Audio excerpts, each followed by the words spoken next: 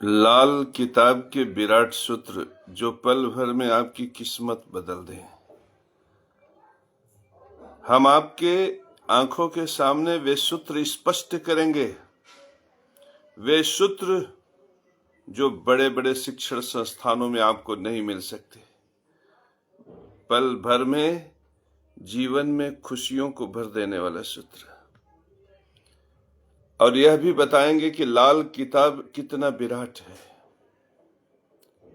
कितने विद्वान मनुष्यों ने सूत्र प्रकट किया है जो हमारे लिए अमृत है।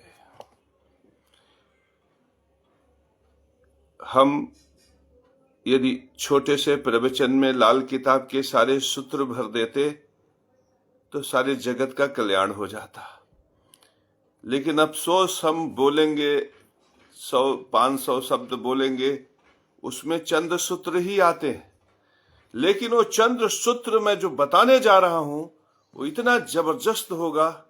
आप अपने बेटे के भविष्य को बनाने के लिए कोटा भेजते हो ना, 2 लाख 4 लाख रुपया सालाना देते हो ना, ट्यूशन पढ़ने के लिए, कोचिंग करने के लिए।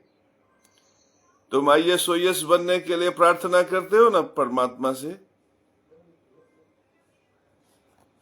ये सारे के सारे सूत्र बहुत छोटे हैं।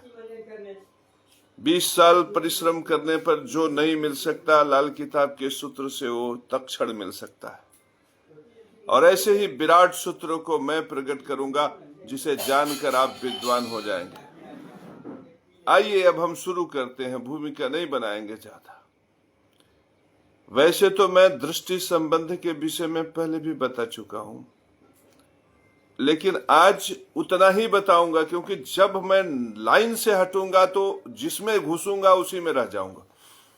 मैं सिर्फ ये बता रहा हूं कि पहला भाव 7वें भाव को देखता है। आप कुंडली ले लो और देखो, पहला भाव 7वें भाव को देखता है। पहला भाव में जो ग्रह बैठा है, मान लीजिए कोई बैठा है ग्रह पहले भाव में, तो किस भाव को देखेगा? 7वां भाव। 7वें भाव में यदि ग्रह होंगे तो ठीक है, नहीं तो पहले भाव का ग्रह उदासीन होकर सो जाएगा। और यदि पहला भाव 7वें भाव को देखा और 7वें भाव में भी ग्रह है तो पहला भाव भी जगेगा, 7वां भाव भी जगेगा। अब यहां पर विशिष्ट बात जो मैं बताने जा रहा हूं ये है कि पहला भाव राजा का होता है, पहला भाव मस्तक का है, पहला भाव राजा का है।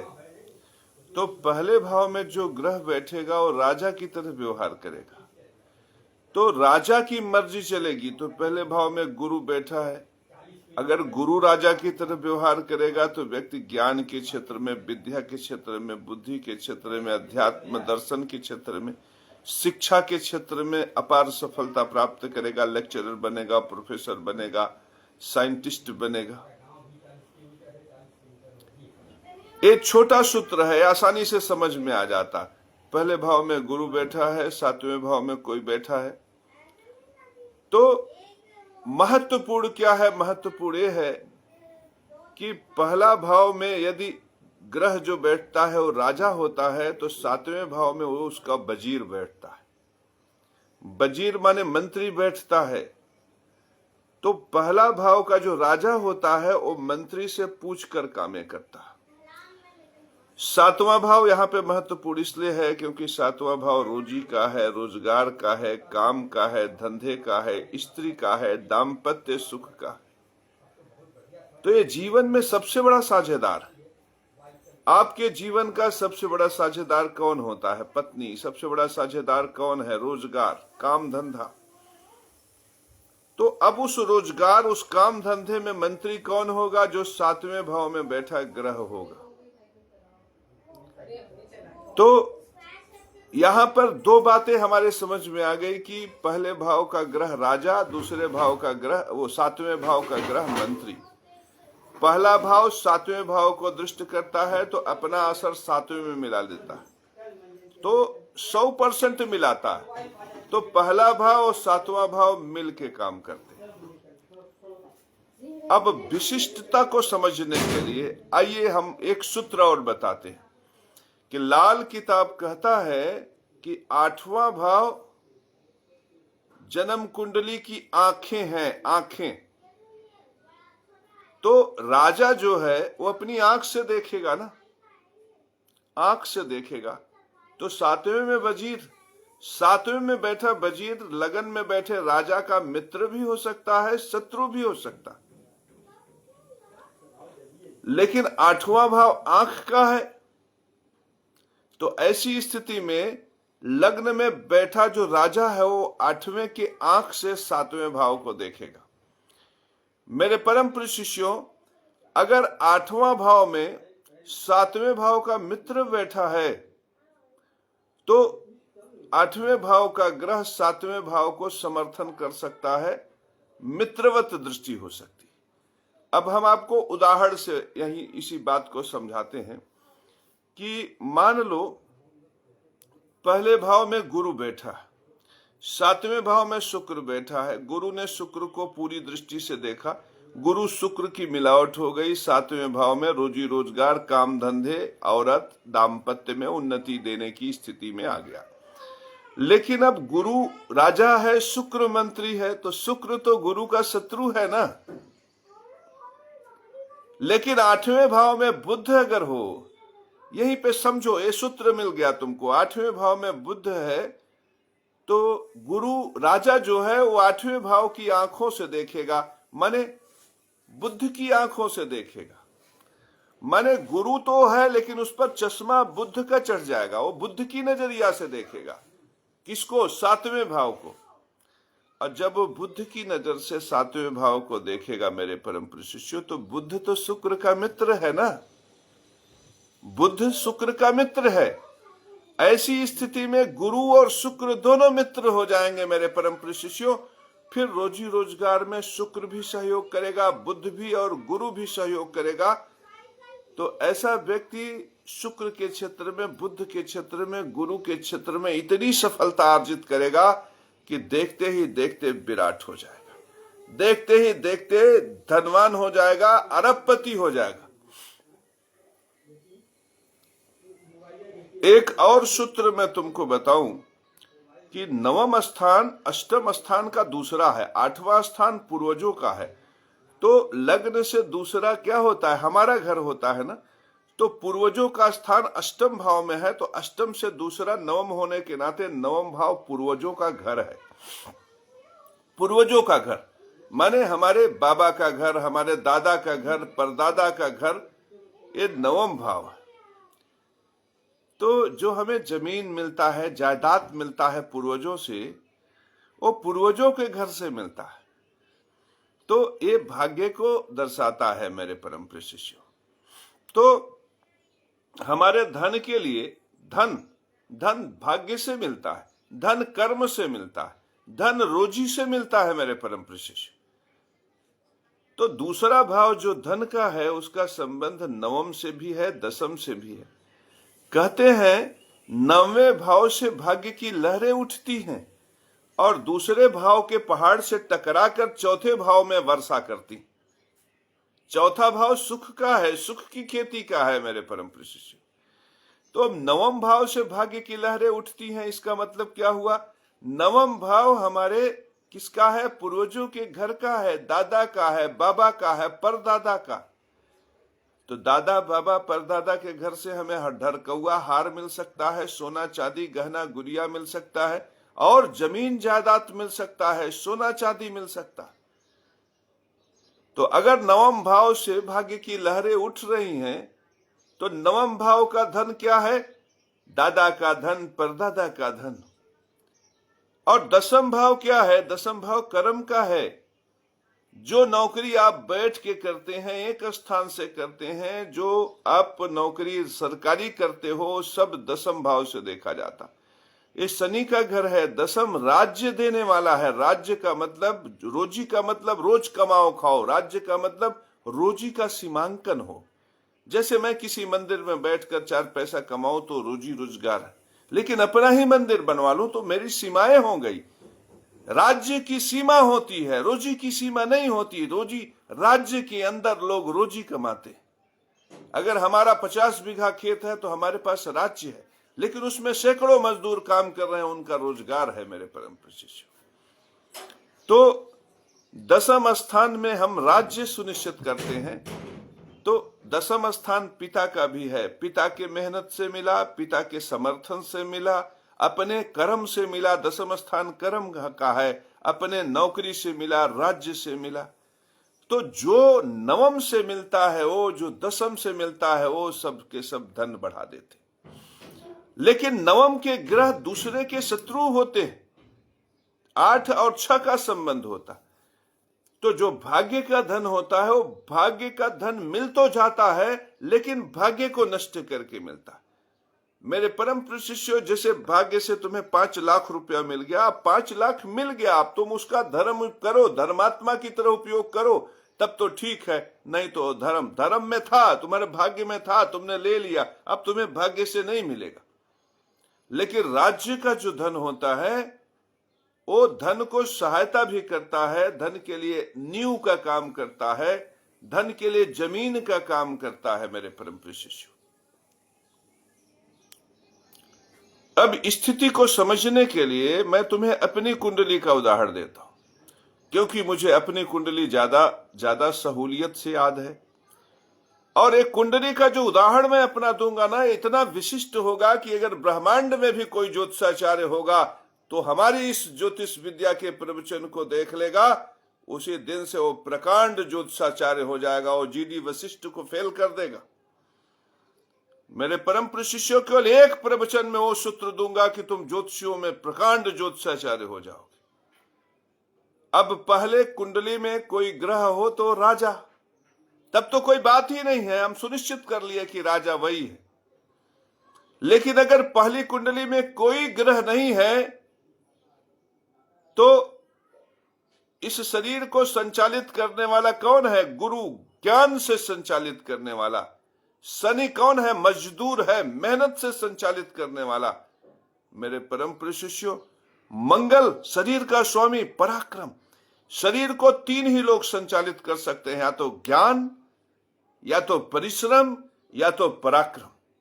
पराक्रम संचालित करेगा तो गुंडा बनोगे, रंगबाज बनोगे। ज्ञानी संचालित करेगा तो तुम जगत गुरु बनोगे, और अगर शनि संचालित किया तो तुम मेहनत कश इंसान बनोगे। ये सुनिश्चित नहीं है, अगर पहले खाने में कोई ग्रह नहीं तो सुनिश्चित नहीं है, लेकिन इतना आइडिया है कि गुरु संचालित करेगा, या मंगल करेगा, या शनि करेगा। मंगल का गुण है पराक्रम, शनि का गुण है मजदूरी, गुरु का गुण है अध्यात्म दर्शन, ज्ञान बांटना, शुद्ध सत्य बांटना, ब्राह्मण बांटना। मेरे परम शिष्यों, गुरु ब्राह्मण है, जिसके पास है वही ब्राह्मण। ब्राह्मण और कोई हो ही नहीं सकता, वही हो सकता है जिसके पास विधि पूर्वक यज्ञ ही सनातन धर्म है, यह कहने वाला सूत्र हो। तो मेरे परम शिष्यों, हम यहाँ पे थोड़े में ही इसको छोड़ रहे हैं।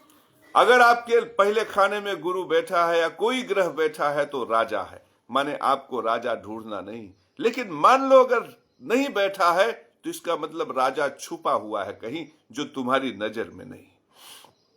दोनों ही परिस्थितियों में कुंडली का संचालन, शरीर का संचालन, घर का संचालन, रोजगार का संचालन, सारा संचालन राजा के आदेश से ही होगा।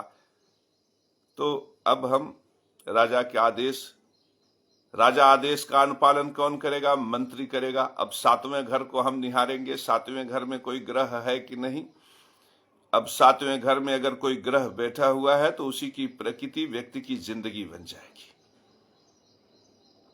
अब हमारी कुंडली में पहला मकर लग्न की कुंडली, लग्न में कोई ग्रह नहीं है, लेकिन 7वें घर में कौन ग्रह है? सूर्य बैठा है। अब 7वें भाव में सूर्य शुक्र का तो मित्र नहीं है ना, 7वां घर शुक्र का है, शुक्र का मित्र नहीं है। शुक्र और सूर्य में देखो अंतर क्या है।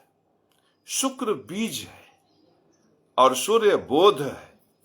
याद रखना मेरे परम शिष्यों, काल पुरुष के कुंडली में सूर्य 5वें घर का मालिक होता है, 5वां घर विद्या का है। और तुम इस रहस्य को समझो, सूर्य का प्रकाश उसका अपना प्रकाश है, सूर्य का गुण उसका अपना गुण है। सूर्य के अंदर जो चेतना है वो उसकी अपनी चेतना है। सूर्य का प्रकाश जब प्रकट होता है, गुरु आकाश तत्व का ग्रह है, तो सूर्य के प्रकाश को लेकर गुरु मेरे पास आता है और मुझे जागृत करता है कि देखो ये पीपल का पेड़, ये बरगद का पेड़ है, देखो अरुण पांडे हमें देख रहे हैं, प्रमोद कुमार गौतम हमें देख रहे हैं। तो यहां पे बृहस्पति के पास अपना कुछ नहीं है मेरे परम प्रिय शिष्य। बृहस्पति के पास अपना केवल आकाश है, लेकिन पीपले है, बरगदे है, वनस्पतियां हैं, जड़ है, ये सब के सब जो ज्ञान है वो सूर्य में है। मेरे परम प्रिय शिष्यों, सूर्य विद्या है तो बृहस्पति विद्या का विस्तार है। दो शब्द में ये शब्द जो विराट को प्रकट कर रहा है, ये न तुम्हें अद्वैत दर्शन में मिलेगा, न वेदांत दर्शन में मिलेगा, और न बड़े बड़े मनुष्यों के विचारधारा में मिलेगा। तुम बेमतलब का तुम तमाम प्रवचन सुनते हो, कथाएं सुनते हो। यदि तुम प्रवचन सुनना है तो जगत गुरु केशव महाराज का प्रवचन सुनो, उसमें हर सूत्र में तुम्हें ज्ञान मिलेगा, बोध मिलेगा, वह बोध जो तुम्हें जागृत करते। ये जो ज्योतिष बनाया गया है ना, ये विद्वानों ने कहा, विद्वानों ने सोचा कि कहीं ऐसा ना हो कि छेड़छाड़ कर ले। मेरे परम प्रिय शिष्यों, विधि पूर्वक यज्ञ धर्म सूत्र को जानने वाला ब्राह्मण होता था, लेकिन शंकराचार्य ने क्या किया, दिमाग लगा दिया, कहा नहीं, सरजू पाड़े का लड़का ही केवल ब्राह्मण होगा, कल्लू पासी तेली का लड़का कभी ब्राह्मण हो ही नहीं सकता। सिर्फ इसलिए कि विट्ठलनाथ मंदिर के पूजा में चढ़ावा चढ़ता था रसगुल्ला, रसगुल्ला खाने के चक्कर में व्यवस्था हो गई। मेरे परम प्रिय शिष्यों, वशिष्ठ इसलिए ब्राह्मण थे क्योंकि वशिष्ठ में ब्राह्मणत्व घटित हुआ। उस जमाने में, सतयुग में, कलयुग में, त्रेता इत्यादि में जन्म से कोई ब्राह्मण नहीं होता था। जो ब्राह्मणत्व में लग जाता था, जो मार्गदर्शक होता था, वो ब्राह्मण होता था। उस समय लाल किताब का सूत्र चलता था, लेकिन अब लाल किताब और ज्योतिष के सूत्रों को नष्ट करके मलाई का सूत्र पैदा कर दिया गया कि मुझे मलाई मिलेगा तो मेरे बेटे की भी मलाई की व्यवस्था हो जाए। तो मेरे परम प्रिय शिष्यों, मैंने कहा कि मैं अपनी कुंडली से यहां पर प्रमाण दूंगा, तो मैंने अपनी कुंडली रखी कि 7वें में सूर्य है। अब 7वां खाना रोजी रोजगार का है और 7वां खाना स्त्री का है मेरे परम प्रिय शिष्यों ने। अब मेरे परम प्रिय शिष्यों समझो, अगर हम बीज की तरफ बढ़ेंगे तो हमें शुक्र का सहारा लेना पड़ेगा। सूर्य पिता का कारक होता है मेरे परम प्रिय शिष्यों, लेकिन पिता में बीज है, माने सूर्य शुक्र की तरफ भागा ना, सूर्य में बीज डालो तब न पिता प्रकट हुआ। लेकिन तुम बीज मत डालो मेरे परम प्रिय शिष्यों, तुम बीज मत डालो, तुम सिर्फ सूर्य की तरफ देखो तो प्रकाश में बीज की बात नहीं। प्रकाश के विस्तार में जो गुरु ने पूरा आकाश में प्रकाश व्याप्त कर दिया, उसमें बीज नहीं है मेरे परम प्रिय शिष्यों। वो प्रकाश जो बृहस्पति की मदद से फैल सकता है, वो 7वें खाने में फैलेगा। 7वां रोजी रोजगार का खाना है मेरे परम प्रिय शिष्यों। तो ज्ञान का रोजगार, विज्ञान का रोजगार, विद्या का रोजगार, बुद्धि का रोजगार सूर्य यहां पर प्रतिष्ठित कर सकता है कि नहीं कर सकता मेरे परम प्रिय शिष्यों। फिर सूर्य ने सूत्र दिया कि ज्ञान का, विद्या का, बुद्धि का। सूर्य प्रेम का भी कारक है। 5वां खाना, 5वां सूर्य क्या दे सकता है? ज्ञान दे सकता है, विद्या दे सकता है, बुद्धि दे सकता है, प्रेम दे सकता है। जनता का धन, चौथे का धन 5वां है, जनता का धन भी सूर्य दे सकता है, ज्ञान से, विद्या से, बुद्धि से। माता और मकान का भी धन दे सकता है 5वां खाना सूर्य। तो सूर्य ने अपने गुणों को लेकर 7वें में बैठ गया ना। लेकिन सूर्य अग्नि है, शुक्र गृहस्थी की चक्की, लेकिन शुक्र को वो नहीं अच्छा करता। 7वें खाने में सूर्य नीच हो जाता है, इसलिए क्योंकि इस संसार में हर कोई स्त्री का सुख चाहता है, लेकिन सूर्य स्त्री का सुख 7वें खाने में देने के पक्ष में नहीं रहता। मेरा रोजी रोजगार क्या हुआ? मैं शुरू में कोचिंग पढ़ाया, ट्यूशन पढ़ाया, फिर बाद में ज्योतिष आचार्य हो गया। लेकिन मैं बाल झाड़ता रहा, स्टाइल का प्रदर्शन करता रहा। स्टाइलिश शरीर देखो, पर्सनालिटी देखो। राजपूतों के घर में पैदा हुआ, हमारे परिवार में आज भी जाओ देखो, 100 बीघे से ज्यादा की खेती, शानदार मकान। आज भी जाओ देखो, उस जमाने में वो चौकर मकान था, 5 बिस्सा में बना हुआ, जिस जमाने में लोगों के यहां घर नहीं हुआ करता था। लेकिन परिस्थिति, चाहे बुद्धि से लो चाहे विवेक से लो, मेरा मन स्थिति योगा संन्यास इत्यादि की तरफ गया और मैंने 38 साल तक विवाह नहीं किया, ब्रह्मचर्य व्रत का पालन किया। बाद में पता चला शंकराचार्य का सूत्र झूठ है, बेमतलब का। मैंने फिर पितृयज्ञ धर्म पालन के लिए विवाह संस्कार को स्वीकार किया। मेरे परम प्रिय शिष्यों, ब्रह्मचर्य व्रत को स्वीकार करना पितृयज्ञ धर्म का उल्लंघन है, बीज का सर्वनाश है। मेरे परम प्रिय शिष्यों, ये परम सूत्र है। लड़ने भिड़ने की बात अलग है, लेकिन सूत्र यही। तो यहां पे ज्ञान, यहां पे देखो सूर्य ने क्या दिया, ज्ञान। अब मेरे परम प्रिय शिष्य, यहां पे हम दूसरा सूत्र प्रकट कर रहे हैं, समझने का प्रयास करिए। इतना तो आपके समझ में आ गया कि सूर्य ने क्या दिया, ज्ञान के विराट के क्षेत्र को हमें थमा दिया। अब ऐसे में सूर्य चिकित्साधिकारी भी किसी किसी को बना देता है। मैं चिकित्सक नहीं बना, लेकिन आयुर्वेद का इतना बड़ा ज्ञान है हमें कि कोई भी आयुर्वेदाचार्य हमारा मुकाबला नहीं कर सकता। यदि सरकार का सूत्र न होता कि बीएमएस के बाद ही डॉक्टरी का पेशा हो सकता है, तो आज मैं इस संसार का सबसे बड़ा धनवंतरी सुनिश्चित होता। मेरे परम प्रिय शिष्यों, अब इस सोचने का प्रयास करो कि मेरे लगन में कोई ग्रह नहीं था, राजा नहीं है। तो राजा नहीं है तो मंत्री कुछ भी कह सकता है। राजा नहीं है तो अब मंत्री बेलगाम हो गया। लेकिन हमारी कुंडली में 8वें में कौन सा ग्रह है, मंगल। इन जेन्युइन ज्योतिषाचार अष्टम में मंगल देखकर भविष्यवाणी कर देते हैं कि मंगल है, खराब है, चोट लगेगा, चपेट लगेगा, दुर्घटना होगा। लेकिन अब हमारा फलादेश देखो, राजा लगन में तो नहीं था, लेकिन कहीं तो था। चलो हमें नहीं पता, मान लेते हैं गुरु राजा रहा होगा, शनि राजा रहा होगा, मंगल राजा रहा होगा, कहीं तो है ना राजा। राजा जहां भी होगा 8वें ग्रह की आंख की दृष्टि से देखेगा ना, उसकी आंखें तो 8वें में बैठी है ना। राजा कहीं भी होगा, लेकिन देखेगा किससे, 8वीं की आंख से देखेगा ना। अब सूर्य जो है वो 7वें का शत्रु है, शुक्र का शत्रु है मेरे परम प्रिय शिष्यों। तो सूर्य में यदि हम बीज डालेंगे तो पिता होगा, पिता हमारा शत्रु हो जाएगा। माने पिता शत्रु हो जाएगा, मतलब पिता से मुझे कुछ नहीं मिलेगा। मेरे पिताजी सरकारी नौकर थे, लेकिन जब वो इस धरती पर धन वैभव ऐश्वर्य लेकर आए तो मैंने कहा भाइयों में बांट दो। पिताजी जब कोरोना पीरियड में इस संसार को छोड़ के गए तो उन्होंने फिर संपत्ति दी, लेकिन फिर मैंने कहा भाइयों में बांट दो। मेरे परम प्रिय शिष्यों, सूर्य के बीज से हमें कोई फायदा नहीं हुआ। फिर सूर्य जिस घर में बैठा था, शुक्र नीच हो गया। विवाह आपने देखा 38 साल की अवस्था में हुआ। तो मेरे परम प्रिय शिष्यों, सूत्रों को जोड़ो, कितना सटीक है लाल किताब। फिर आ जाओ, मंगल की आंखों से राजा कहीं भी बैठा, छुपा राजा। मेरे लग्न में तो कोई ग्रह है नहीं, तो छुपा राजा मंगल की आंखों से देखा। तो 7वें में जब मंगल सूर्य बैठा तो मंगल, राजा चाहे कोई भी हो, लेकिन आंख से देखा मंगल के ना, तो मंगल तो सूर्य का मित्र था ना। मंगल जोड़ने की शक्ति है, मंगल पराक्रम है, मंगल हिम्मती है, मंगल साहसी है। तो मंगल ने अपनी आंखों से सारा साहस, सारा पराक्रम, सारा विराट, सारा जोड़ने की शक्ति सूर्य में डाल दिया।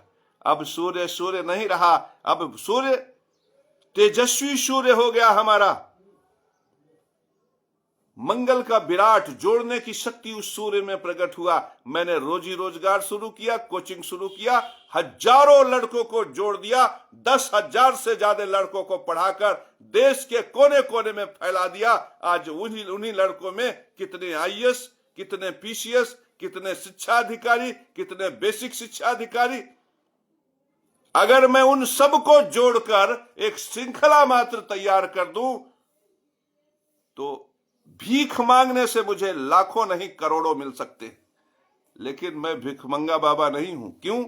क्योंकि भीख पितृ यज्ञ धर्म का सूत्र नहीं है। मैं प्रेमानंद की तरह यहां नहीं कहूंगा कि 10 रोटी में 2 रोटी तुम हमें दे दो। मैं यहां पे ये कहूंगा कि मैं ज्योतिषाचार्य हूं, जब जन्म कुंडली देखूंगा तो 500 रुपया ले लूंगा। याद रखना, संत के लिए, महात्मा के लिए भी भीख नहीं है। संत की भी तो अपनी योग्यता होती है ना, महात्मा की भी अपनी योग्यता होती है ना। मेरे परम प्रिय शिष्यों, इस योग्यता से याद रखना, पितृयज्ञ रोटी से संपन्न होता। और माता सरस्वती ने, माता गायत्री ने रोटी के लिए कहा कि ज्ञान से, विद्या से, बुद्धि से, पराक्रम से, परिश्रम से रोटी प्राप्त करो। भीख कहीं धर्म सूत्र नहीं है।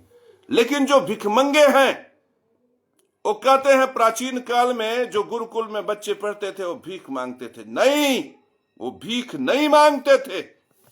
गुरुकुल में हमारे आपके बच्चे पढ़ते थे, और प्राचीन काल के गुरुकुल जंगल इत्यादि में, निर्जनों में चला करता था। साधन उतने नहीं थे, रोटी की व्यवस्था करनी पड़ती थी।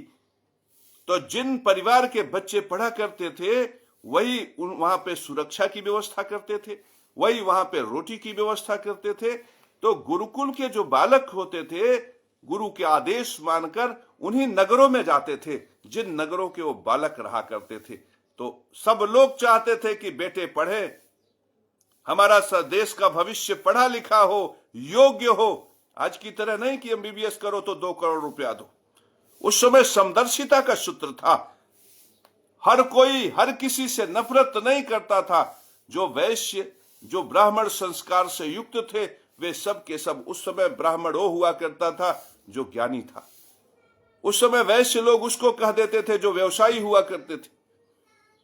तो वही व्यवसायी, वही ब्राह्मण, वही क्षत्रिय उन बच्चों को अनाज भर भर के बोरी दिया करते थे। उसका नाम कुछ लोगों ने भिक्षा रख दिया, वास्तव में वो योग्यता का धन था। वो गुरु पढ़ाते थे, बदले में उनके बच्चे जब नगर में आते थे तो उनको भर भर बोरी अनाज का दिया जाता था।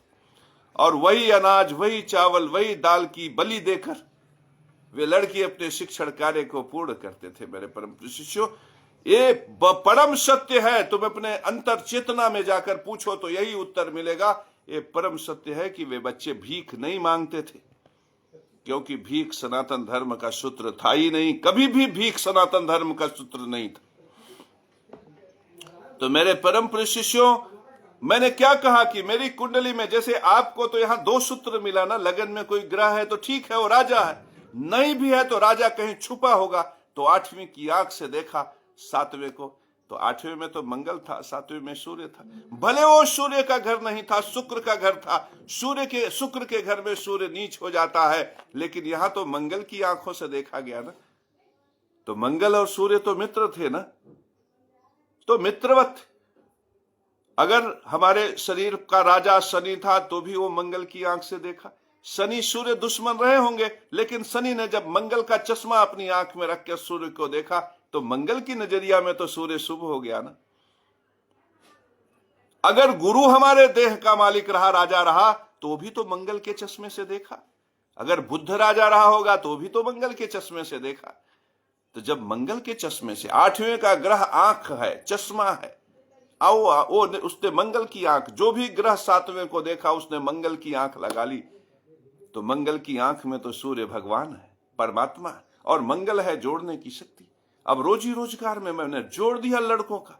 नियम आ गया सरकार का कि ये तो शिक्षा बेच रहे हैं। इतनी साइकिलें खड़ी हुई, इतनी मोटरसाइकिलें खड़ी हुई कि लोगों को लगा अरे तो कोचिंग का साम्राज्य खड़ा कर देगा। नियम आ गया। चलो, मैंने कहा कि ये ज्ञान का व्यवसाय है। मैंने गुरु बनकर लोगों की सेवा की, अब गुलाम बनकर काम नहीं करेंगे। मैंने कोचिंग इंस्टीट्यूशन को, चलती कोचिंग इंस्टीट्यूशन को परित्याग कर दिया। समाज को बता दिया, तमाम लोग कहे पागल हो गया है, मूर्ख है, चुतिया है, बुद्धि नहीं है, 4 दिन अभी भूखों मरेंगे तो पता चल जाएगा। स्थिति यह हुई कि बैठ गया नीम के पेड़ के नीचे, जगत गुरु केशव महाराज बन के बैठ गया, शान से बैठ गया, ये सोच के बैठ गया चलो वैराग्य, छोड़ दिया सब कुछ, शंकराचार्य की तरह BMW कार के चक्कर में नहीं पड़ा।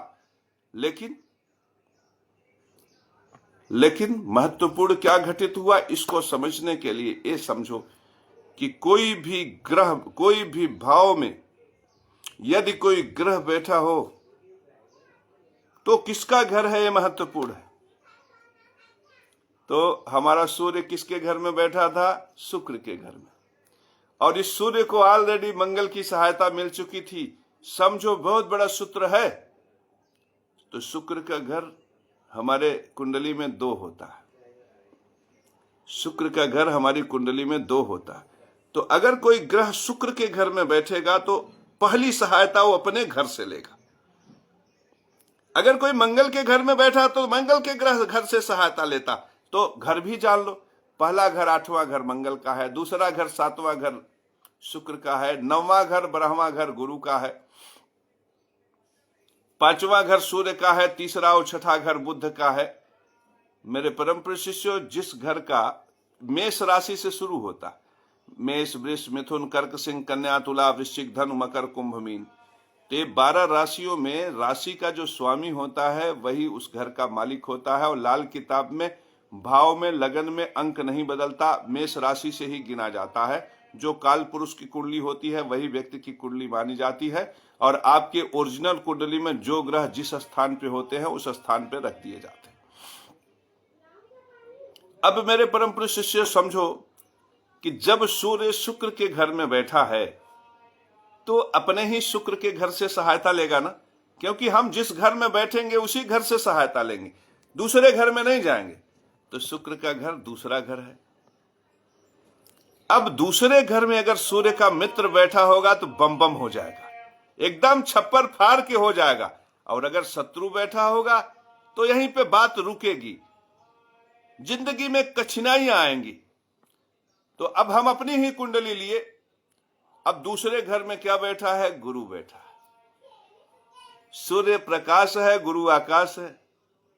अब तो दूसरे में गुरु बैठा, तो सूर्य के प्रकाश को गुरु का आकाश मिल गया। अब बम बम हो गया, ज्ञान का विस्तार हो गया। अब दूसरा भाव किसका है भैया? धन का है, परिवार का है। परिवार शुक्र बीज है, यहां पे शुक्र ने बीज परिवार। दूसरा भाव तिजोरी का है, दूसरा भाव गहनों का है, दूसरा भाव वाणी का है, दूसरा भाव मुखमंडल का है। मेरे परम प्रिय शिष्यों, मंगल की आंख से सूर्य को देखा गया। सूर्य शुक्र के घर में बैठा था, शुक्र का दूसरा घर है, और दूसरे घर में गुरु बैठ गया, सूर्य का प्रबल मित्र। अब बताओ मेरे परम प्रिय शिष्यों, ज्ञान का विराट होगा कि नहीं? ज्ञान का विस्तार प्रकट होगा कि नहीं? अब बताओ तुम लाल किताब झूठा है? अब बताओ तुम लाल किताब के सूत्र विराट हैं कि नहीं? अब बताओ तुम लाल किताब का सूत्र वेदांत दर्शन के आगे हैं कि नहीं? ज्योतिष के विराट को प्रकट कर रहा है कि नहीं? मेरे परम प्रिय शिष्यों, ज्ञान का विराट प्रकट हो गया, सूत्र का विराट प्रकट हो गया। मेरे इसी मस्तिष्क से ज्योतिष का सूत्र प्रकट होने लगा। मैं जब प्याज रोटी खाकर गायत्री सिद्ध करने चला, माता गायत्री सिद्ध हुई, तो प्याज के टुकड़ों में, प्याज के छिलकों में मुझे ज्योतिष का सूत्र समझ में आने लगा, विराट हो गया। और ये परम सूत्र है कि प्याज रोटी खाने को वाले को ही गायत्री सिद्ध होंगी, एयर कंडीशन वालों को कभी गायत्री सिद्ध नहीं होगी। एयर कंडीशन वालों को गायत्री यदि सिद्ध हो गया होता तो समदर्शिता की बात करते ना। एयर कंडीशन वालों का गायत्री यदि सिद्ध हो गया होता तो ये न्यायाधीश के कुर्सी के नीचे बैठा पेशकार जो पेशी ले रहा है उसके धर्म को समझते ना। अगर एयर कंडीशन वालों का गायत्री सिद्ध हो गया होता तो इनको ज्ञान यज्ञ, पितृ यज्ञ, देव यज्ञ में विधि पूर्वक दिखाई पड़ता ना। मेरे परम प्रिय शिष्यों, ये ब्राह्मण को पहचान जाते ना, ये ब्राह्मणत्व की विशिष्टता को समाज में स्थापित करते। जब ये विशिष्ट ब्राह्मण की विशिष्टता को समाज में स्थापित करते तो इंग्लैंड, अमेरिका और नाइजीरिया में अपने से ब्राह्मण पैदा होता। लेकिन इनके पास ब्राह्मणत्व का कोई सूत्र नहीं है। इनको ब्राह्मण पैदा करना होगा तो भगवान तिवारी के पास जाएंगे जो 250 रुपए प्लेट मांस के लोथड़े बेच रहा है, और उससे कहेंगे कि तुम अपनी पत्नी से ब्राह्मण पैदा करो। इनके पास तो ब्राह्मण का सूत्र ही नहीं, मजबूरी है कि इनके पास भगवान तिवारी के अलावा कोई विकल्प नहीं। अब भगवान तिवारी जो 250 रुपया प्लेट मांस के लोथड़े बेचता है, उसके पास मुहर है, कन्या कोब्ज वाला मुहर है। अब वो बच्चा पैदा करेगा तब तो ब्राह्मण होगा। अब अगर वो कहीं से ब्राह्मण बच्चा पैदा करने में असमर्थ हो गया तो ब्राह्मण पैदा ही नहीं होगा। और उसका ब्राह्मण जो पैदा करेगा वो खुद मांस के लोथड़े बेच रहा है। पुत्र से पूछा जाएगा कि धर्म क्या है, तो कहेगा कि मुर्गा का मांस 250 रुपए प्लेट बेचना ही हमारा धर्म। सोचो, ब्राह्मण का धर्म नष्ट हो गया। विधि पूर्वक यज्ञ धर्म सूत्र के विषय में कौन जाने। कल्लू पासी का लड़का इसलिए पुराण फेंक दिया क्योंकि वो कभी ब्राह्मण नहीं बन सकता। और भगवान तिवारी जो 250 रुपए प्लेट में मांस के लोथड़े बेच रहा, उसने इसलिए वेद पुराण फेंक दिया क्योंकि उसके पास मुहर है, कन्या कोब्ज गोत्र वाला। एक व्यक्ति इसलिए ब्राह्मणत्व से हट गया क्योंकि उसके पास ब्राह्मण होने का मुहर है, ठप्पा है उसके पास। वो विठलनाथ मंदिर का पुजारी बनेगा, ठप्पा है उसके पास। एक ने पुराण को इसलिए फेंक दिया क्योंकि उसके पास ब्राह्मण होने का ठप्पा है, और एक ने पुराण को इसलिए फेंक दिया क्योंकि वो ब्राह्मण कभी हो ही नहीं सकता। ये है शंकराचार्य का सूत्र। स्थिति ये है कि संसार ब्राह्मण से रहित हो गया। आज ब्राह्मण कहीं देखने से नहीं मिलता। एक ब्राह्मण कल्लू मुसहर जी महाराज थे जो इस धरती से चले गए। अब एक ही ब्राह्मण बचा है इस संसार में, वह है जगत गुरु केशव महाराज। मेरे परम प्रिय शिष्यों, अगर इसी तरह से शंकराचार्य के सूत्र व्यापक होते रहे तो विश्वास मानो तुम्हें इस संसार में कहीं ब्राह्मण नहीं मिलेगा। फिर ब्राह्मण वही होंगे जो किसानों की छाती पर कार चढ़ा रहे हैं, उन्हीं को लोग ब्राह्मण कहेंगे। मेरे परम प्रिय शिष्यों, जो शराब की भट्ठी चला रहे हैं, उन्हीं को लोग ब्राह्मण सुनिश्चित करेंगे। ब्राह्मण मर गया, ब्राह्मण का सूत्र मर गया और पैदा हुआ शंकराचार्य। मेरे परम प्रिय शिष्यों, यहां पर स्पष्टता से दिखाई पड़ता है, मेरे परम प्रिय शिष्यों, स्पष्टता से दिखाई पड़ता। और एक विराट तब प्रकट होगा जब तुम लाल किताब के विराट सूत्रों को समझोगे। मेरे परम प्रिय शिष्यों, सूर्य कहां बैठा था? शुक्र के घर में। तो शुक्र के दूसरे घर में गुरु बैठ गया। अब सूर्य ने गुरु से सहायता ली, अपने ही घर से सहायता ली। यद्यप सूर्य और गुरु में 6-8 का संबंध है, लेकिन फिर भी सहायता ले लिया क्योंकि वो शुक्र के घर में था। मेरे परम प्रिय शिष्यों, 6-8 बहुत विराट पे जाएंगे तो आप समझ नहीं पाएंगे। हम जल्दी जल्दी में हम निपटा रहे, नहीं तो सूत्र में सूत्र मिलेगा। आप लंबा वीडियो देखोगे नहीं तो आपको लाल किताब का महान सूत्र, विराट सूत्र समझ में नहीं आएगा। तो मैंने क्या किया? सूर्य ज्ञान था, विद्या था, बुद्धि था, सूर्य बोध था। सूर्य के अंदर जो ताप है वो अपना है, मेरे अंदर का ज्ञान अपना है, मेरे अंदर की बुद्धि अपनी है, मेरे अंदर का विवेक अपना है, मेरे अंदर का संस्कार अपना है। मैं मंत्री के कहने, राजनेता के कहने में नहीं चलता, मैं शंकराचार्य के कहने में नहीं चलता। मेरा धर्म, मेरा निर्णय स्वयं का है, सूर्य का है। और मेरे सूर्य को किसने सहायता दिया? बृहस्पति। मेरा ज्ञान सच्चा, मेरा बोध सच्चा, मैं जो प्रकट कर रहा हूं वो शब्द सच्चा, क्योंकि मेरे शब्दों में बुद्ध की मिलावट नहीं है। मेरे शब्द को प्रकट करने का काम गुरु और सूर्य कर रहे हैं। मेरे परम प्रिय शिष्यों, यहां पर यह विशिष्टता प्रकट होती है कि मेरे 7वें खाने में सूर्य है, मेरे 8वें खाने में मंगल है, मेरे दूसरे खाने में गुरु है। जबकि ये सब के सब खराब ग्रह हैं, लेकिन मंगल की आंख ने, सूर्य के ज्ञान ने और बृहस्पति के विस्तार ने मुझे विशिष्ट बना दिया। ऐसा नहीं है कि मैंने दुख नहीं भोगा, मैंने बहुत रोग व्याधि भोगा शुक्र के खराब होने की वजह से। स्त्री का वियोग भी मैंने भोगा शुक्र के खराब होने से। लेकिन आज स्थिति बदल चुकी है। ये स्थिति क्यों बदली? ये स्थिति क्यों बदली मैं बताऊं आपको। अब यहां पर अगर मैं ग्रहों पर ही जाऊंगा तो आप बहुत चीजें नहीं समझेंगे। अब एक सूत्र बताने के बाद मैं वो सूत्र बताऊंगा जिसमें कुंडली में कुछ भी ना हो तो भी आप विराट प्रकट कर सकते हैं। हमारी कुंडली में कुछ नहीं, हमारी कुंडली में 8वें में मंगल है, 6ठे में बुध, शुक्र, शनि, ये सबसे खराब स्थिति। सूर्य भी बैठा है तो शुक्र के घर में नीच होकर अष्टम का मंगल मंगल दोष पैदा करता है, और दूसरा शुक्र के घर में गुरु।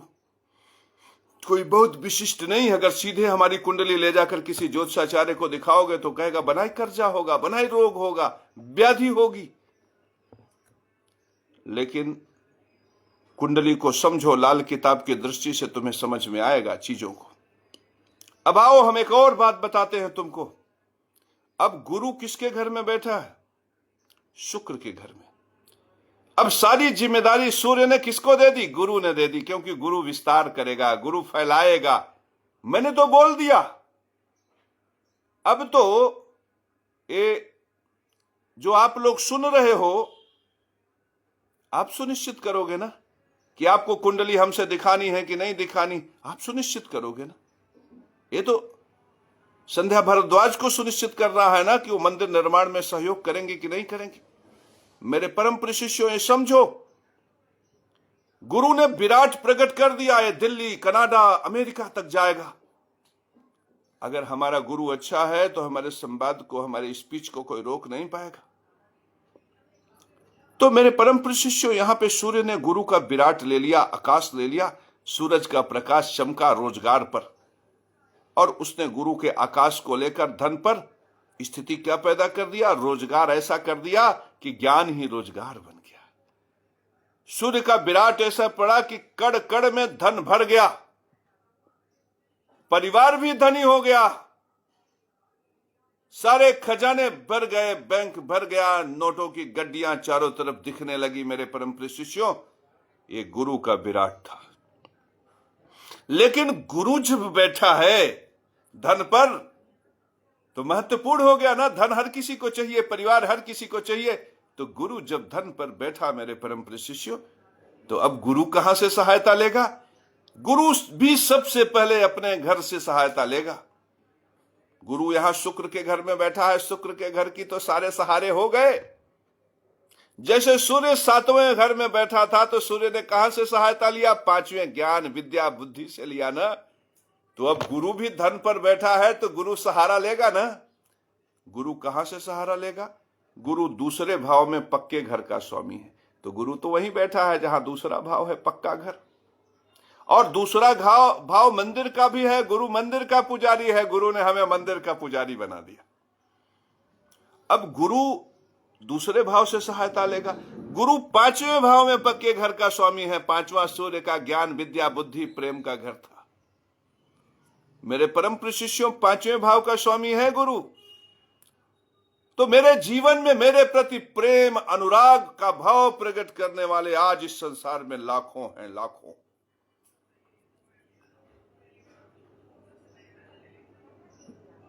मेरे चाहने वाले मेरे पीछे पड़े हैं, मेरा रास्ता रोके मेरे रास्ते पे खड़े हैं। ये जो सूत्र है ना, ये सूर्य भगवान की कृपा से है, ये बृहस्पति के विराट से है। तो मेरे परम प्रिय शिष्यों, तुमने देखा कि हमारे जीवन में 7वां खाना जगा, 5वां खाना जगा, दूसरा खाना जगा। लेकिन अभी खाने तो बहुत है ना, खाने तो बहुत है, लेकिन जगह इतना ही। फिर गुरु तो आप अपने घर से सहायता लेगा। तो गुरु का दूसरा घर है जिसमें गुरु बैठा ही है। गुरु का 5वां विद्या बुद्धि का घर है, वहां पे तो गुरु वहां से सहायता लेगा। और गुरु धर्म भाग्य भाव का स्वामी है, वहां पे भी सहायता लेगा। गुरु द्वादश स्थान माने बाहरी स्थान के संबंधों का, द्वादश स्थान खर्च का भी है और बाहरी संबंधों का है, परदेश का है, विदेश का है। माने गुरु विदेश से सहायता लेगा, परदेश से सहायता लेगा, बाहरी लोगों से सहायता लेगा। तो अब गुरु दूसरे में तो खुद बैठ गया, तो दूसरे की बात मत करो, वाणी की बात मत करो, चेहरे की बात मत करो। देखो चेहरे में कोई खराबी तो है नहीं। गुरु दूसरे में बैठा तो चेहरे पर श्रृंगार ला दिया, वाणी में आकर्षण पैदा कर दिया, लोगों के प्रति प्रेम पैदा कर दिया। अब गुरु ने 5वें से सहायता ली। हमारे कुंडली में 5वें भाव में केतु बैठा है। केतु रहस्यमय शक्तियों का मालिक होता है। मैं अघोरी तांत्रिक, मंत्र के रहस्य को जानने वाला, 20-25 वर्ष से मंत्र का स्वाध्याय करने वाला, तंत्र विद्या का महारथ, वशीकरण इत्यादि विद्याओं में महारथ हासिल है हमें। आज स्थिति परिस्थिति ऐसी है कि अगर मुझे 7 दीवार के अंदर भी बंद कर दिया जाए तो मेरे पास ऐसे मंत्र की विधाएं हैं जिनको करके मैं अपने लिए रोजी रोटी की व्यवस्था कर सकता हूं। ये किसने दिया? इस विराट को केतु ने दिया, रहस्यमय ज्ञान। ओम नमो कामाख्या देवी फला स्त्री मम वश्यम में कुरु स्वाहा। ये सूत्र किसने दिया? केतु ने दिया। एंग भग भुगे भगनी भगोदरी भगमाले योनि भगनी पातनी सर्वभग शंकरी सर्वभगनी में बस माने। इस प्रकार के मंत्र किसने दिया? केतु ने दिया। मेरे परम प्रशिष्यों, हंग ओम हनुमते हंग हनुमते रुद्रात्मकाय हुम फट धग धगित फल फलित वायु राखा परुडा। इस प्रकार के जो विशुद्ध मंत्र हैं, नमो दक्षिण भैरवाय भूत प्रेत बंध तंत्र बंध निग्रहणी। ओम भैरव हमें जो सताए सुख न पाए सातों जन्म, इतनी अरज सुन लीजिए वीर भैरव आज तुम। जितने होए शत्रु और जो सतावे उन्हीं का रक्तपान स्वप्न में कराओ तुम। ऐसे विशिष्ट मंत्र। एका माई जुगत बियाई 3 चेले परमाणु, एक संसारू एक भंडारू एक लाए दीवाड़ू। जीव तिस भावे तिवे चलावे जीव होए फुरवाणु। ये विराट मंत्र, साबर का विराट है मंत्र। सिद्ध कर लेने पर विशिष्ट प्रकार की शक्तियां प्राप्त हो जाती हैं। ऐसे विराट को किसने दिया? मुझे केतु ने दिया। देखो यहां केतु सहारा हो गया मेरा। गुरु ने केतु से सहयोग ले लिया क्योंकि केतु 5वें भाव में बैठा था। तंत्र में अभिरुचि तो हमारी तब पैदा हो गई जब मैं 12 साल का था। परमानंद जी महाराज हमारे उस समय गुरु थे, लेकिन मैं कुछ खास नहीं कर पाया, बल्कि रोगी हो गया, सोगी हो गया, बीमार रहने लगा। 5वें भाव में केतु अशुद्ध रस है, इसलिए स्त्री चिंतन भी पैदा किया। मैं भी अभिनेत्रियों का फिल्म देखता था तो किसी अभिनेत्री को देख लिया तो सोच लेता था कि मैं ही हीरो हूं। जब मैं क्रिकेट खेलते कपिल देव को देखता था तो मैं सोचता था मैं ही कपिल देव, मैंने छक्का मारा, फलनवा हीरोइन हमें देख रही है, अब वो हमारे साथ दोस्ती कर ली, हमारे साथ प्रेम प्रसंग हो गया। ये स्थिति तो 18 साल में पैदा हो गई मेरे परम प्रिय शिष्य। लेकिन मैं इस स्थिति के लिए नहीं बना था। परमात्मा ने कुछ सोच रखा था कि नहीं, ये अशुद्ध चीजें इसके दिमाग में नहीं आनी चाहिए। मुझे पढ़ाई में लगा दिया, लिखाई में लगा दिया, और स्थिति आज पलटी मेरे परम प्रिय शिष्य। वो केतु के अंदर वो भी था, अशुद्ध रस वाला केतु था, लेकिन विशिष्ट रस वाला भी केतु था। केतु ने एक विशिष्टता है कि वो अशुद्ध को तुरंत निकाल के बाहर कर देता। इसीलिए केतु महाबैरागी। केतु को प्रकट करने के लिए परमात्मा ने झंडे का निशान दिया, कहा केतु जहां होगा वहां झंडा गाड़ देगा। विद्या के क्षेत्र में मैंने झंडा गाड़ दिया। मैंने वो सूत्र दिया जो शंकराचार्य नहीं दे पाए, मैंने वो सूत्र दिया जो गौतम बुद्ध और महावीर स्वामी से तुम्हें नहीं मिला। मैंने विराट ब्राह्मण बनने का सूत्र तुमको दिया। मैंने वो सूत्र दिया जिससे तुम खुशहाल हो सकते हो, तुम्हारे सारे दुख नष्ट हो सकते हैं। गौतम बुद्ध ने दुख को नष्ट करने के सारे प्रयोजन किए कि हम संसार से दुख को नष्ट कर दें, लेकिन सूत्र नहीं मिला। लेकिन जगत गुरु केशव महाराज ने एक शब्द में कहा कि विधि पूर्वक यज्ञ ही सनातन धर्म है, इस सूत्र का पालन करो, सारे दुख दूर हो जाएंगे, क्योंकि सारे ग्रह अनुकूल हो जाएंगे। मेरे परम प्रिय शिष्यों, इसके आगे का सूत्र समझो। अब बचपन में रोग शोक व्याधियां क्यों आई, गरीबी क्यों आया? मेरे पिताजी नौकरी करते थे, सरकारी सस्पेंड टर्मिनेट हो गए।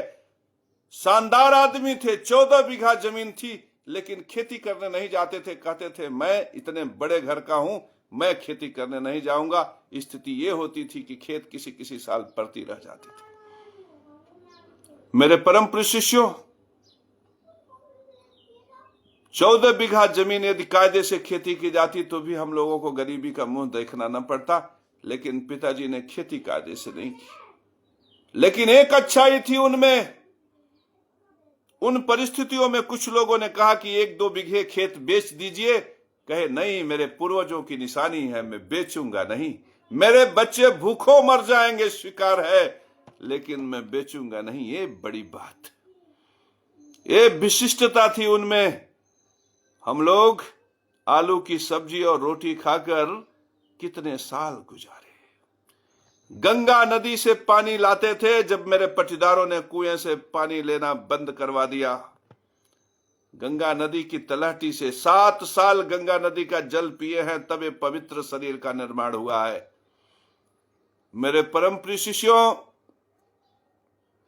ये विशिष्टता, आखिर ये परेशानियां मेरे जीवन में क्यों पैदा हुई, इसको समझो। 9वें स्थान से भाग्य की लहरें उठती थी। देखो, भाग्य ने साथ नहीं दिया, क्योंकि 9वें भाव में कोई ग्रह नहीं था। 10वें स्थान से पिता से साम्राज्य मिलता था, लेकिन पिताजी सस्पेंड टर्मिनेट हुए उस समय जब मुझे पैसे की सबसे ज्यादा आवश्यकता थी। 10वें में भी कोई ग्रह हमारी कुंडली में नहीं है। लेकिन चमत्कार कैसे हुआ, इस सूत्र को जानोगे तो तुम्हारे जीवन में परम उत्साह आ जाएगा। जब मैं बीमारी की वजह से, परेशानी की वजह से बैठ गया और तपश्चर्या के मूड में आ गया, तप जप स्वाध्याय दर्शन 9वें घर में है, 9वें घर में। और जब मैंने सुखासन पर बैठकर सुनिश्चित कर लिया कि अब तो जिंदगी रहे चाहे जाए, अब तो ओम ह्रीम श्रीम क्रीम श्रीम कुबेराय अष्टलक्ष्मी मम गृहे धन पूरे पूरे नमः, यही मंत्र चलेगा। अब तो यही स्तोत्र चलेगा। मातर नमामि कमले कमले यताची श्री विष्णु हत कमल वासिन विश्व मात क्षीरो दजे कमल कोमल गर्भ गौरी लक्ष्मी प्रसीद सततम नमताम शरण। अब तो मंत्र चलेगा। नीलांजनम समाभासम रविपुत्र मेमाग्रजम छाया मार्तंड संभूतम तम नमामि शनिश्चरम। अब तो यही चलेगा। ये शरीर किससे जुड़ गया? तपस्या से जुड़ गया, तपश्चर्या से जुड़ गया।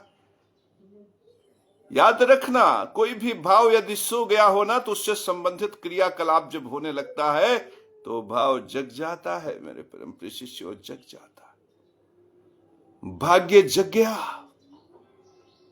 भाग्य जब जगा तो कर्म भी करने का अवसर मिला। ट्यूशन पढ़ाना शुरू किया घर घर जाकर।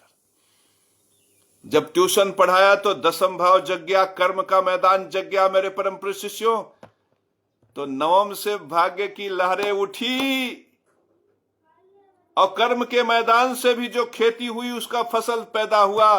सब के सब दूसरे भाव पर चले, क्योंकि 10वां भाव दूसरे की सहायता करता है और 9वें भाव से भाग्य की लहरें जो उठती हैं वो दूसरे भाव के ग्रह से टकराती। मेरे परम प्रिय शिष्यों, और सूत्र आगे क्या है? चौथे भाव में बरसती है, 9वें भाव से उठती है, 10वें भाव से प्रकट होती है, दूसरे से टकराती है और चौथे में बारिश होती। तो 9वें भाव से पैसा उठने लगा, 10वें भाव से पैसा उठने लगा, दूसरे से टकराने लगा, गुरु से। मेरे परम प्रिय शिष्यों, मैं पैसा इसलिए कमाने लगा कि मैं तपस्वी हो गया। यदि मैं तपस्वी न हुआ होता, 9वां भाग न जगता, तो आज भी मैं भिखमंगा बाबा रहता, भीखू बाबा रहता। मैं भी यही कहता, 10 रोटी में 2 रोटी हमको भीख दे दे। संसार में मैं भिखमंगा बाबा बनने से इसलिए बच गया क्योंकि मैंने तपश्चर्या को अपना साधन बनाया। अब यहां से धन की लहरें, भाग्य की लहरें, समृद्धि की लहरें उठी। दूसरा यदि खाली रहा होता तो समृद्धि की लहरें ऊपर ऊपर चली जाती। आपकी कुंडली में यदि दूसरा भाव खाली हो तो पैसे रुपए बहुत दिखते हैं कि आएंगे आएंगे आएंगे आएंगे, लेकिन चला जाता है। और यदि दूसरा खाली हो तो माथे पे टीका लगा के रखना। मेरे परम प्रिय शिष्यों, ये माथा ही दूसरा भाव है। तो जब तुम माथे पे टीका लगा दोगे तो दूसरे भाव में ग्रह की प्रतिष्ठा होगी, तो तुम्हारे भाग्य से, तुम्हारे कर्म से जो धन उड़ेगा वो तुम्हारे जेब में आकर बरसेगा। कम से कम तुम्हारे जेब में तो आएगा पैसा। ये माथे का टीका ये महत्वपूर्ण है कि कहीं भाग्य तुम्हारा काम कर रहा है, कर्म तुम्हारा काम कर रहा है, लेकिन तुम्हारे धन पर कोई ग्रह नहीं बैठा है, तुम्हारे पहाड़ में कुछ दम ही नहीं है, वो ऊपर ऊपर बादल बनकर निकल जा रहा है। तो मेरे परम प्रिय शिष्यों, तिलक लगाओ, ये तिलक है। तुम कभी देखो, चंदनधारी अमूमन सामान्य जन से ज्यादा धनवान होते। तुम कहीं भी देख लो चंदनधारी। तो ये टीका महत्वपूर्ण है, क्योंकि ये पहाड़ में पहाड़ हो जाएगा। और कोई भी समृद्धि यदि भाग्य से उड़ेगी, कोई भी प्रमोद गौतम यदि मुझे 500,000 देना चाहेगा, तो इस टीका से टकरा कर जेब में चला जाएगा। मेरे परम प्रिय शिष्यों, यदि तुम्हारे दूसरे भाव में ग्रह न हो तो टीका जरूर लगाना। ये टीका बड़ा विशिष्ट है। अब छोड़ो दूसरा भाव, हम यहां पर आते हैं ये बताने के लिए कि फिर वो चौथे भाव में बारिश होती। तो चौथे में ग्रह हो तो व्यक्ति को गाड़ी मिलेगा, मोटर मिलेगा, सुख मिलेगा, साधन मिलेगा, संसाधन मिलेगा। हमारी कुंडली में चौथे भाव में ग्रह नहीं है। तो फिर मैंने कोचिंग इंस्टीट्यूशन से पैसा कमाया, मैंने सुरेखापुरम में मकान बनवाए, लक्ष्मी नारायण मंदिर के लिए जमीन खरीदा, बाद में ज्योतिष विद्या से मुझे धन मिला तो मैंने मंदिर बनवाए, धर्म का कार्य किया। कहते हैं अगर चौथे भाव में ग्रह न हो तो व्यक्ति का जो धन है वो छठे भाव में चला जाता है। छठे भाव में शत्रु, रोग, ऋण, मंत्रणा की शक्ति है। मेरे परम प्रिय शिष्यों, शत्रु हर भाव में शुभ होता। मेरे पास चौथे भाव में कोई ग्रह नहीं था। मैं शुरू में जब 10 साल लगातार कमाया तो मैंने सारा पैसा घर परिवार वालों को दे दिया। मेरे पास कुछ नहीं था। सन 2010 तक मैंने कोचिंग इंस्टीट्यूशन में पढ़ाने का काम किया और सारा पैसा मैंने भाई बंधुओं में बांट दिया। अब देखो, मानो तो वही बात हुई कि मैंने पैसा तो कमाया लेकिन सुख नहीं भोग पाया। लेकिन सन 2010 में जब पहली बार मुझे लगा कि मेरे पास तो कुछ भी नहीं है, मेरे पास कुछ भी नहीं है, तो मैंने क्या बनाया? लक्ष्मी नारायण मंदिर। अब लक्ष्मी नारायण मंदिर अगर देखा जाए तो मेरा पैसा तो गया ना, लक्ष्मी मेरे सुख उपभोग में नहीं आया हो। लेकिन चूंकि मैंने मंदिर बनाया था, और मंदिर विराट होता है, मंदिर धर्म का प्रतीक है, इससे नवम भाव जबरदस्त जग गया। गुरु का घर बहुत जबरदस्त जग गया और भाग्य से अपार धन मिलने लगा।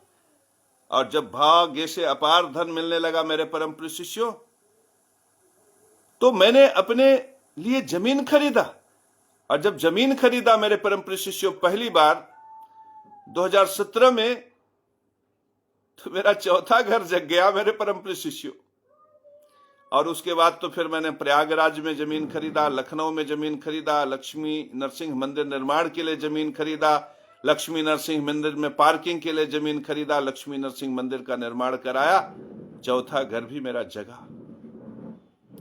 लेकिन मेरे परम प्रिय शिष्यों, चौथे घर में ग्रह होना अलग बात है और जगना अलग बात है। आज भी देखो, आज मंदिर जो बने हैं उसमें टाइल्स लगे हैं, मोज़ेक लगे हैं, अच्छी व्यवस्था है। लेकिन मैं जहां रहता हूं वो घर देखो, वो देखो पंखा गाटर पटिया वाला घर है और सामने टीना लगा हुआ है। तो आज भी देखो, सुख पैसे का सुख वाली बात नहीं। आज भी देखो मेरा जीवन, एक कपड़ा, ये सूती कपड़ा 100-150 रुपया मीटर वाला ये शर्ट, लेकिन इस शर्ट में विशिष्टता है, माता का प्रसाद है, लक्ष्मी नारायण भगवान को चढ़ता है, तब हम पहनते हैं। देखो इसी में हम खिल रहे हैं। मेरी पर्सनालिटी आपको किसी बड़े आदमी से बेहतर दिखेगी, इसलिए क्योंकि यहां पर इस रुमाली में भी धर्म सूत्र है, इस माले में भी धर्म सूत्र है मेरे परम प्रिय शिष्यों। तो आपने एक चीज को देखा कि यदि 9वें में ग्रह नहीं है तो तपश्चर्या से जग जाएगा।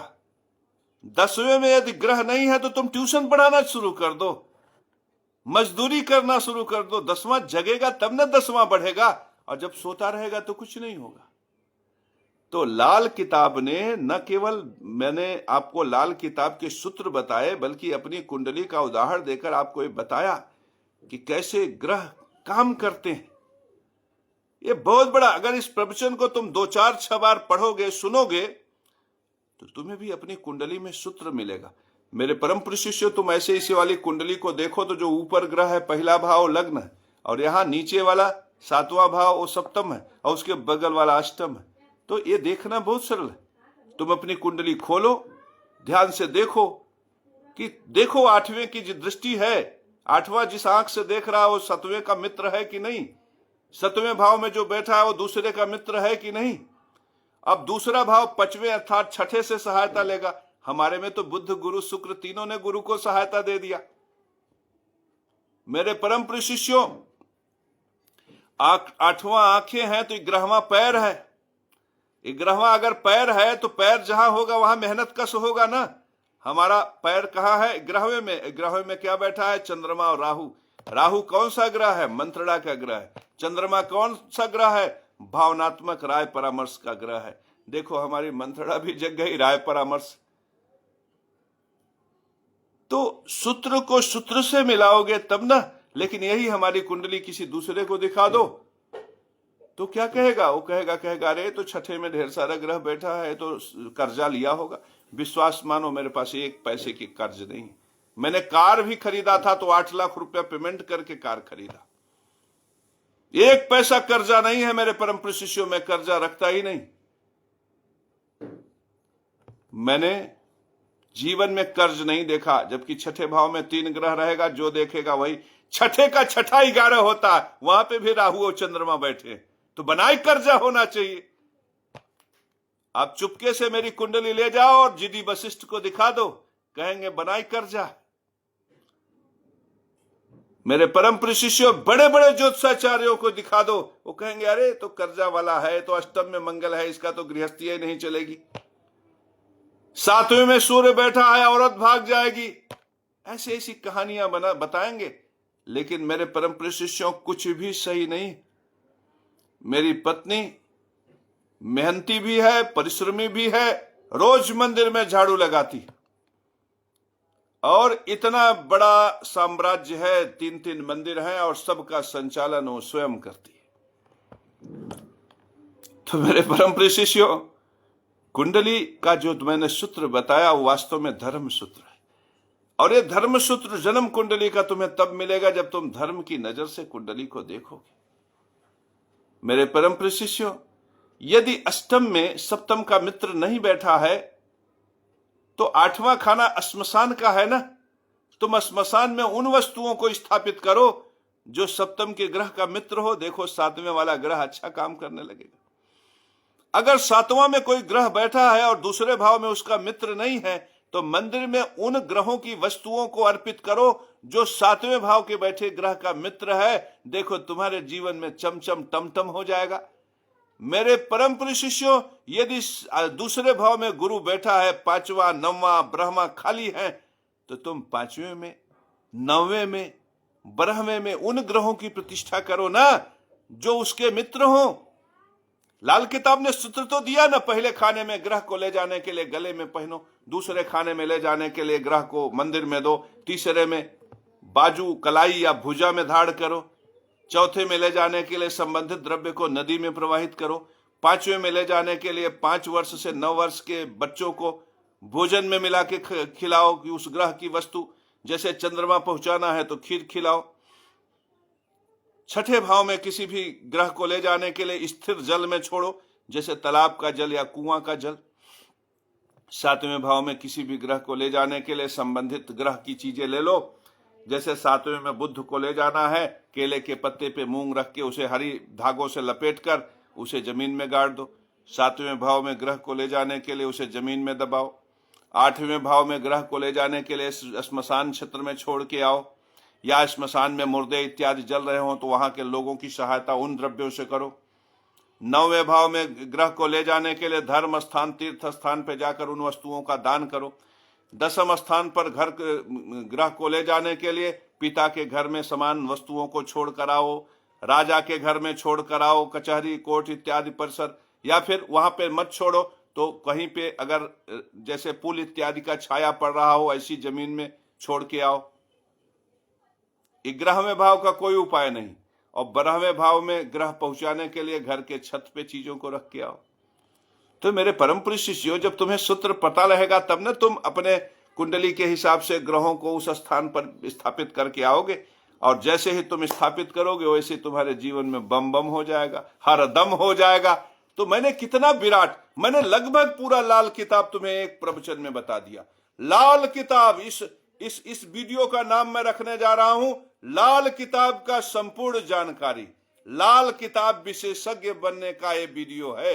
मेरे परम प्रिय शिष्यों, यदि तुम लाल किताब विशेषज्ञ बनना चाहते हो और ये समझना चाहते हो कि ब्राह्मण क्या है, ब्राह्मणत्व क्या है, जीवन में उन्नति का सूत्र क्या है, तो हमारा ये वीडियो देख लेना, तुम्हारे लिए जीवन दर्शन का काम करेगा मेरे परम प्रिय शिष्यों।